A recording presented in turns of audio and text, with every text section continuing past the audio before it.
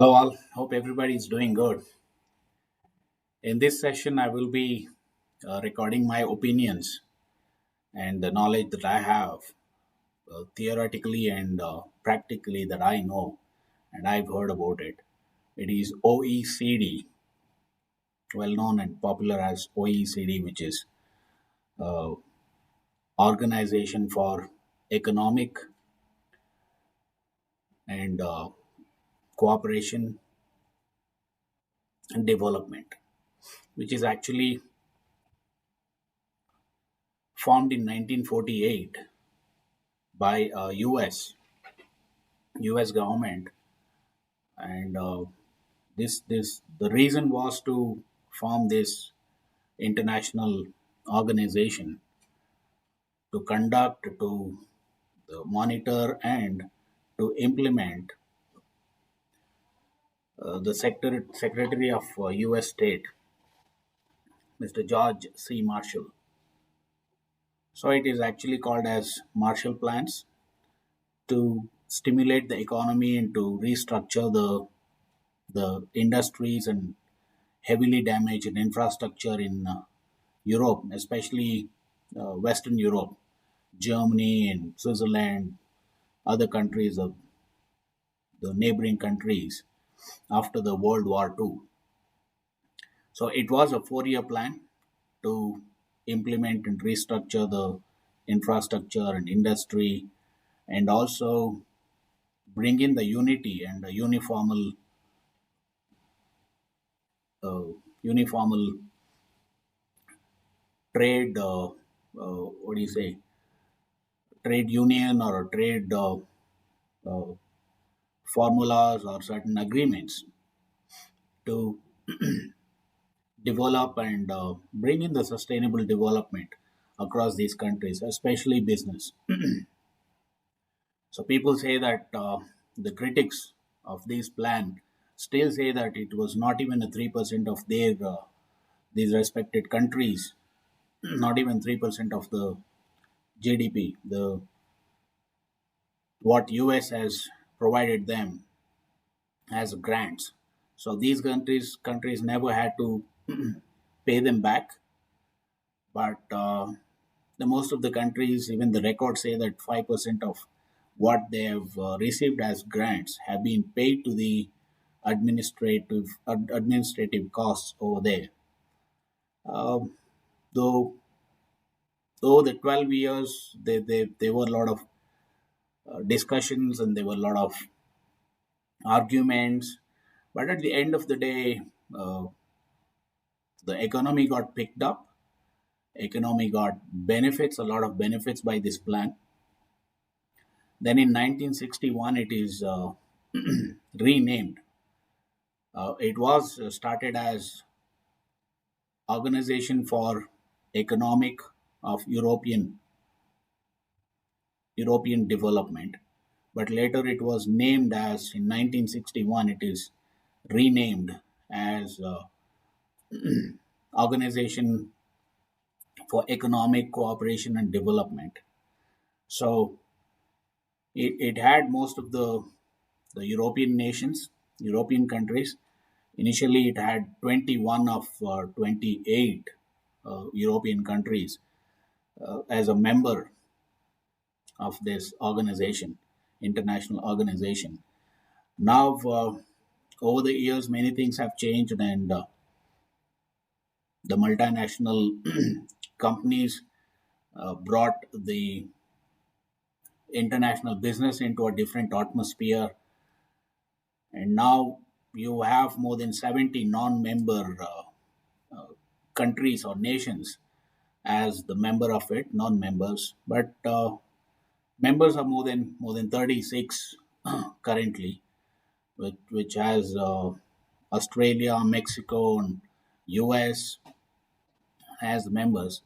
And if you see how great it dominates in terms of union trades, the countries who are members of it, directly or indirectly, you can say 80% of the nations, you know business transactions or the revenue covers by the countries who are members of the OECD. India and China, and Taiwan, then you have Thailand. Many of these countries are also key partners, not as members, but key partners of OECD. And there are many benefits that these countries, the developing and poor countries, have reaped as benefits. The mostly hundreds of billions of dollars OECD always spends to bring in new changes and development and uh, to help the democracy grow. They would spend a lot of money on the developing countries, though they do not have a direct relationship as an organization. And so let's discuss about the concepts and principles and the general policies that OECD uh, creates, and the and its disclosures, then the its contribution towards employment and industrial relations across the globe, and the environment that it creates across the developing and the underdeveloped and developed nations. Then the how it helps the countries which is combating bribery, that can be public or private bribery or the corruption. Then the consumer interests. It try to brings in a uniformal atmosphere to help the countries to challenge and to fight the unorganized sectors. Then there is the contribution that it makes towards science and technology, then the international trade competition, then the taxation across all the nations that do multinational businesses. Starting with the principles and concepts, uh, you can say the sets of principles which underline the guidelines, such as their voluntary character, their application worldwide, and the fact that they reflect good practice for all enterprises. So we can say the OECD always promotes democracy and the free market, especially in international businesses. So it tries to bring in, explain the standards of OECD and the principles. They are non-binded actually. They would not tell you exactly what to do, or there is no command uh, for a country to follow, but there are certain standards, and every year it releases in the form of publications. You can go to the OECD.org website, which is available for every country across the globe. You can go there and check it out. Every now and then they release publications, which are articles. Of course, you have to buy them to even read it. And if you're a member of it, you can join it as a public by giving your details. Then every now and then you will get the details and their press releases, then their articles on the economic trends. Then the recently I've read uh, OECD principles on urban policies, so which is quite interesting, and that helps really bring in a country to a stream or a streamlined path where it definitely can guide the nation into a right path and a better future for its citizens, especially the trade and economy. So these are the standards that it picks up, and mostly you would see these sort of principles it will have in its concepts. So as I've told you, in fact, we have to go back to and see why this OEEC in the 1948 formed. to implement the Marshall Plan, that is George C. Marshall Plan, for a period of 4 years, to reduce and to actually cut down or demolish or bring in new parties or new political parties to combat with the communism. They want to shut down the communism over there, the communist policies of the politics. So to bring in the new democracy policies, so that way it promotes a country which is democratically well settled. So in this way, India is one of the largest democracies in the world. So India is a key member. Always they mention in every article that they publish. You can see that OECD mentions India, China, and other. Though they mention China, but they respect a lot of Indian sentiments and India's growth rate as because India's economy has always been organic growth. They never try to affect any neighbor country or the international market standards. They have their own way. So every country respects this form of this mode of growth of the economy of India. So they respect a lot of India's policies and its standards in international market while doing the international trade. And their general policies always would be on the it will contain the specific recommendations including the provisions and the human rights and sustainable development and the supply chain responsibility. Along with this, you can also see local capacity, the local capacity building, and more generally calls on enterprises to take full account of established policies in the countries in which they operate. And disclosure, you can say, again, OECD recommends disclosure on the all material matters regarding the enterprise, such as its performance and ownership. And it encourages communication in areas where reporting standards are still emerging, as the social and environmental and risk reporting.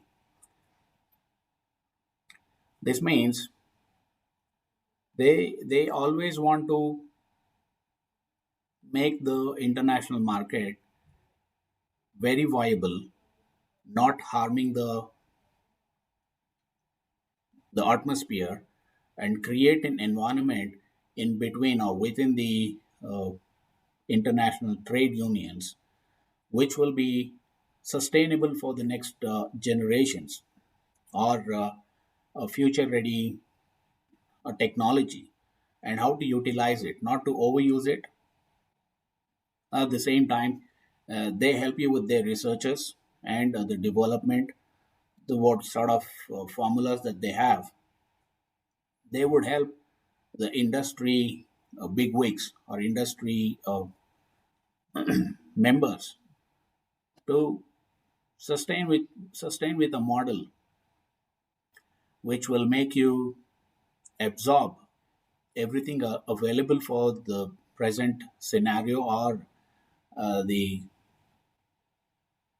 current fruits. So they would not allow or they would not recommend for you to you know dig out more resources or overuse your human resources and not to do any corruption in terms of hiring or bribing the other nation officials when they are not as developed as your country. So they always tell you, they always put standards and principles for a country which is doing business in a in a country which is not as rich or as developed or as technology advanced as your own country. So you have to respect the host country's principles and their the resources management. If they do not know, you need to guide them. This is what they always tell you. Then when it comes to employment and industrial relations, like I mentioned earlier, they they always uh, try to tell you not to overuse the human resources, not to force the human resources to work under a condition uh, which is not, what do you say, standards, under the international standards. So they want you to respect the human beings, especially when they are hired by your teams. Then the child labor, yes, they definitely do not appreciate or do not respect the child labor. They always force. There are instances that they brought in the people who are doing it under certain punishments and international courts.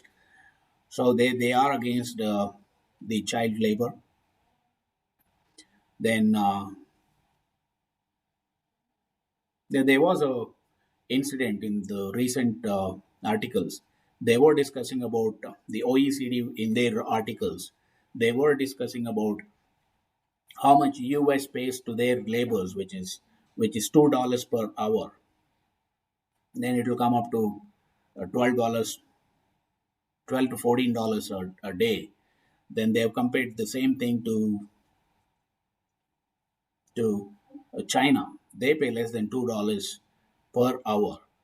Then how come China has more standards but US paying less? Well, they've done a study at any Chinese labor. If you go and see, they work for 18 hours closely.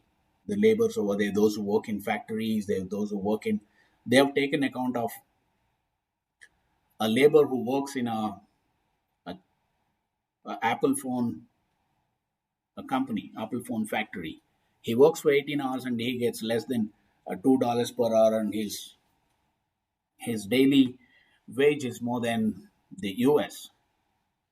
So certain things, it is very sensitive and it is very diplomatic. So you need to understand.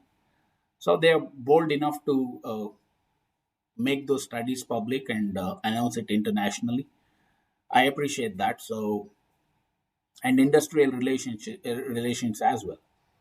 So there are two countries, if at all, the bilateral relations between two developing countries, or the one developed and another a poor country, there will be a lot of corruptions and there will be a lot of you know a lot of things which may not come to light. So which is not good for uh, any department, right from the nation to its economy to its resources, let it be human resources or the natural resources available in that particular country. They always try to put industrial relations and its standards. I think twice a year, OECD releases their guidelines for the multinational companies to maintain that. So every MNC or MNE, that multinational enterprise, would read this, and they are, of course, these are non-binding. When we are reading all these things, we should keep in mind one thing, that these are non-binded guidelines, which means you have a sort of a chance to just ignore this, and they if at all it is effective and you have news channels making it out and press releases are happening from your by your competitors, then you will have to answer this. So it is very uh, easy to slip away and ignore them. At the same time, if at all it is effective on people's or industries or a market, then you will be answerable, or your organization will be answerable uh, to that. So we have to be careful. I mean, every business organization is they never ignore the OECD guidelines. Then the environment, as I've told you before, environment is one thing that we have to respect. And even in our school days, I mean, we've been studying, and we've been studied, and we've been told by our professors, the teachers, we have to respect the environment. All right, like I've mentioned before, they have come up with OECD principles on urban policy. They've understood that another 30 years, by 1950, most of the population on earth living in urban cities. So you need to understand how future ready our cities has to be. So they are against the congested apartment buildings. They want people to live in spaces, and the drainage system and the infrastructure and the traffic management system has to be ready in urban, and they want industries to move to non-urban areas. So you set up a new a future ready with every system in place, residential areas and the industrial areas. They want you to be under a plan which is universal, which is meeting up all the international standards for a particular industry or domain. This way, so they respect your environment, then they want you to be, you know, going through their the guidelines, and let it be domestically. Yes, we always been. We should not think that this is only for multinational companies. They always study the domestic companies as well, which are putting uh, their practices, if at all it is being effective and affecting the international market. So yeah, then we have combating bribery. They are against the corruption between the international business makers or international markets. They are completely against it, and they have found many companies to answer and go through the punishments. Like you see, Google has no permission in Europe. Most of the Europe, especially Britain and England, they cannot automatically or by default cannot set the customer's data surveillance. They cannot surveillance the the citizen or the phone buyer.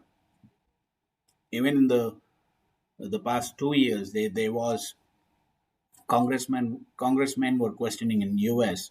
It is a sort of code that the Google CEO picture, I mean, has been attended.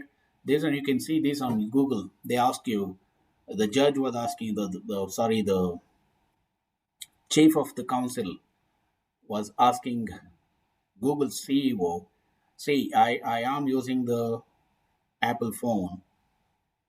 If I move from here to that place, your Google or your company do know that I am moving. And the CEO of Google, Sundar Pichai, did not answer that. He was saying, see, it's up to you. By default, we don't put. No, it was not a straight question. So he was asking, all I'm asking you is yes or no. He could not say no. So he was supposed to say yes. So Google and the Facebook and sort of companies, they always do surveillance on you. Every move, every page, every company that you go to, every click that you make on your phone, they know it well. They have been recording your complete 24 hours behavior on your phone. So this is very bad. And in Europe, they're very particular on this, and they're very strict. We should appreciate that. Not every country, including US, is not like them. So these sort of things we should understand. This is where they say that you cannot control, you cannot have all the data of your customers. And the consumer interests, there are things that, it is company that pushes you to buy it. It is the company's advertisement that makes you have more desires. They always, the international companies, they always, especially the branded companies, they always, uh,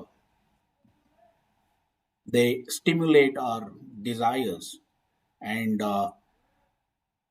make us to buy things that we just want, not the things or the materials or the services that we need, which we need to understand. So the OECD is always behind the advertisements that make a particular customer, a particular market, a particular country's citizens, make them to buy something which they actually not needed. You know what I mean? When it's very a slight difference when you want to buy and when you need to buy. When you need that product or service and when you want to buy that product or service. This is a psychology. So every advertisement plays on your sentiments or the emotions, because emotions are the same across the globe with every human being, no matter which community they belong to or the country they belong to or the gender that they belong to. For example, if you buy a fairness cream, always these advertisements would show you there is a problem with your face, you have a pimple, and you that the advertisement makes it so ugly, the face of the woman or a man, then everybody is uh, feeling disgusting about this face. Then later the fairness cream of X company would, you just apply it and you go tomorrow, you meet your colleagues, you meet your friends, they appreciate you. So this is one thing. So even India had uh, a campaign running against the fairness creams, because they were trying to, tell people uh, non-fair or the dark skin is bad. So that is against the human rights, isn't it? So this way they help certain companies, certain campaigns which are going against it. This is again a customer interest. It would all come under customer interest. As a company of providing services or a product, you have to understand the customer's interests, and you cannot promote or oversell your products or services just making them to buy through your, you know uh, desire making or playing around the sentiments or of the people. So they always help and behind every customer. Then the science and technology. Again, as I've told you, here we can again take the Google's example and the Facebook's example. Even uh, Mark Zuckerberg could not give a straight answer to any questions that he's been asked by a congressman in US. Even the senators, I mean, he could not answer any question because he knew that he was, if at all he gave, he would be he would be booked under any law. So he I mean, he's been guided, he's been taught how to answer all these questions, have to say yes or no. So this is why. So data surveillance, having complete authority on our data, is is really bad. Why I say science or technology? These are the pretty examples. When you understand this, then you can understand what sort of uh, biases that a company can make when selling you or bringing the new technology to your country and selling it to you at the end of the day. So again, science and technology, you need to understand the international standards, the laws which are there in the practice, and if at all this is affecting the future or any region, the country. So they are against it, and they have their own standards to do this. Again, competition, they support, they encourage the democracy, they encourage the free market. Competition is after this. Okay, you they tell, they always say, OECD always say, one company dominating the whole market, or whole particular region, a whole mass, the population, is bad for a country, then it is very contingent. The consequences will be across other countries, starting with their states, then the neighbor countries, then it would spread across every country. That's fact. Then taxation, they want every company to pay the tax and every individual to pay the tax, let it be domestic or international product that you're buying or you're engaging in the purchase or buy. So this way, for example, in India there is 1.3 billion, 1.4 billion, we can keep it as. When it comes to the individual taxpayers, it is only uh, 13 million people are paying the tax. That means, just imagine, not even 2% of your whole population pays the taxes. That is bad for a country, that is bad for a global, that is why that is bad for any market. You cannot sustain, you cannot develop, you cannot see the growth. Okay, so it is due to the instability of politics, the political parties which ruled across 60, 50 years. Even now it is difficult, unless and until you have a government which is very strict and authoritative in certain terms, especially collecting the taxes. So, though India is the largest democracy on earth, and there are four different political entities which always promises on every general election that when we come to the power, if you elect us, we will give you a free education, free food, and all this. But nobody would promise any entrepreneur, you know, going down. I mean, they would not tell any business that we would cut down your taxes. That is capitalism. When it comes to business, every political party in India, they follow capitalism, those formulas. So this way, OECD always observes this. They have their own uh, teams doing practical work, collecting the real samples, doing the ground level work, and really collecting the principles and the formulas and the practices that every business is doing or individual is doing. And this way, it is good for a nation.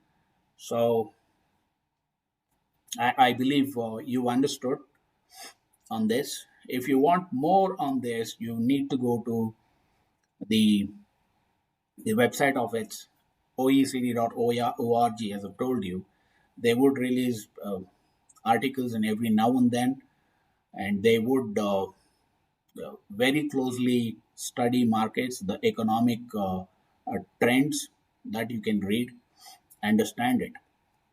Yeah. So finally, they have more than 36 members and more than 70 key partners. They are non-members, including India and China and Asia. There are many countries.